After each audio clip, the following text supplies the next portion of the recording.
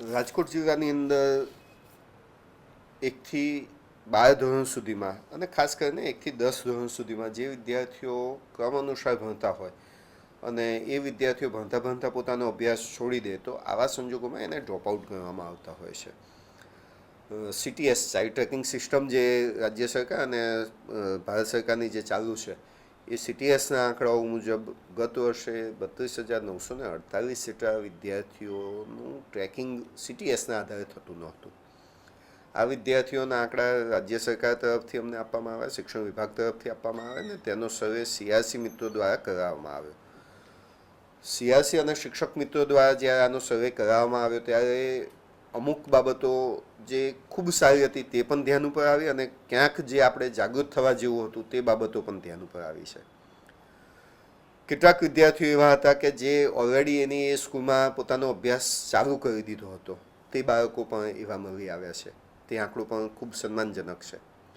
કેટલાક વાલીઓને સમજૂત કર્યા અને ફરીથી રીએનરોલમેન્ટ કરાવડાવ્યા અને આ વર્ષના પ્રવેશોત્સવ જે થવાનો છે હવે જે 17, 18, 19 તારીખોમાં જૂન મહિનામાં જે શાળા પ્રવેશોત્સવ થવાનો છે તેમાં આ બાળકોને અમે પ્રવેશ સુનિશ્ચિત કરવાના છીએ. આની સાથે સાથે કેટલાક બાળકો અન્ય શાળાની અંદર ભણવાનું શરૂ કરી દીધું હતું, પરંતુ CTSમાં પ્રાઇવેટ શાળા હોય તો એ શાળાઓએ પોતાનું ટ્રેકિંગ પ્રોપર વેમાં ન કર્યું હોય તેના હિસાબે એ બાળકો ટ્રેક નહોતા થતા, તો એ બાળકોનું પણ અમે ટ્રેકિંગ પૂર્ણ કરેલું છે. હવે જે સૌથી વધુ બાબત જરૂરી છે એની ઉપર આવું છું.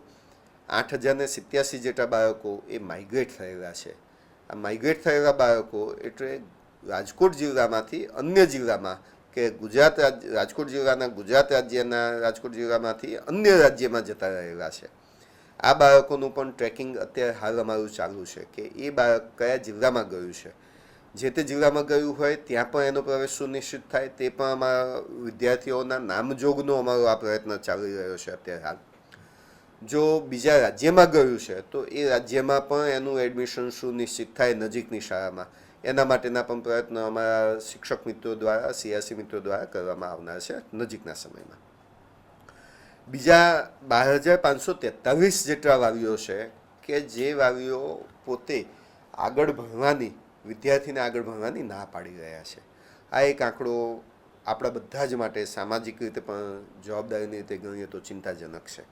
આ વાલીઓ સાથે હવે અમે નજીકના ભવિષ્યમાં 1-to-1 એમનો સંપર્ક કરવાના છીએ અને આ જ વાલીઓ પોતે એમને સમજૂત કરવાના છીએ કે અભ્યાસનું મહત્ત્વ શું છે, તમારા બાળકને ભણાવો અને ભણવાથી એને જે ફાયદાઓ થવાના છે કે એની જે પ્રગતિ થવાની છે તેનાથી અમે સારી રીતે માહિતગાર કરવાના છીએ. આ 12,543 વિદ્યાર્થીઓ કે જે રાજકોટમાં છે અને ભણવાની ના પાડી છે, એને જરૂર પડે જો શૈક્ષણિક રીતે એનું અભ્યાસ સારી રીતે ન થઈ શકતો હોય તો એને સ્કિલ ડેવલપમેન્ટમાં પણ એટલે કે ITIમાં કે ડિપ્લોમા કોર્સિસ કરવા માટે પણ અમે પ્રેરિત કરવાના છીએ.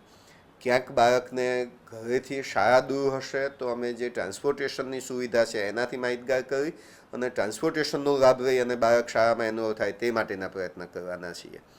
જરૂર પડે ST તંત્રને પણ અમે લખીશું કે ભાઈ આ ગામથી આ ગામ સુધી આવવા માટેની આટલા વાગ્યાની બસની સુવિધા ઉપલબ્ધ કરાવવાની જરૂર છે, તો એ પ્રકારની બસની સુવિધા ઉપલબ્ધ કરવા માટેનો પણ અમારો પ્રયત્ન હશે.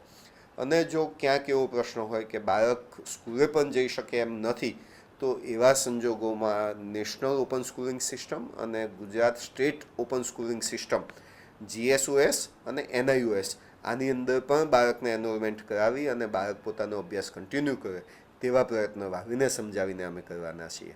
આ માટેનો અમારું પોતાનું એક આયોજન એવું છે કે જે ગામમાં માધ્યમિક શાળા નથી અને દીકરીઓ જો ભણવા બીજા ગામ સુધી નથી જઈ શકતી તો રાજ્ય સરકારની વંદે ભારતની જે ચેનલો છે એમાં ધોરણ વાઇઝ જુદા જુદા અભ્યાસક્રમો માટેના સેલ્ફ લર્નેડ વિડીયો આવતા હોય છે.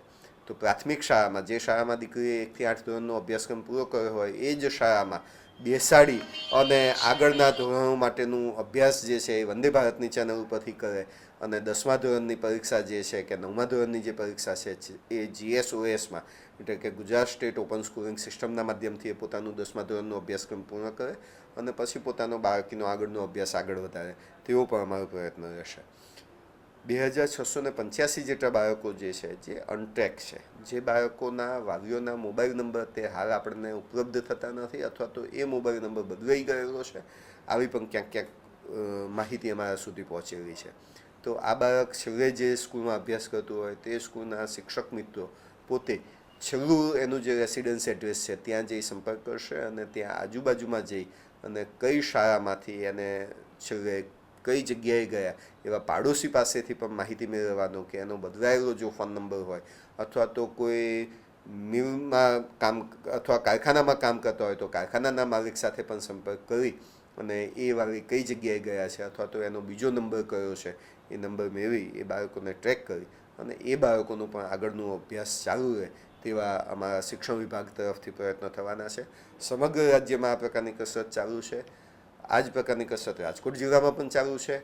આવનારા પ્રવેશોત્સવમાં આ બાળકોના એડમિશનો અમે સુનિશ્ચિત કરવાના છીએ અને નો સ્ટુડન્ટ લેફ્ટ બિહાઇન્ડ, એક પણ વિદ્યાર્થી પોતાનો અભ્યાસ અધૂરો ન છોડે તે માટેની રાજ્ય સરકારની જે આ આખી મુહિમ ઉપડેલી છે તેની અંદર રાજકોટ જિલ્લાનું આખું આ તંત્ર આવી રીતે કામ કરવાનું છે. નજીકના ભવિષ્યમાં આટલું કામ થઈ ગયેલું છે.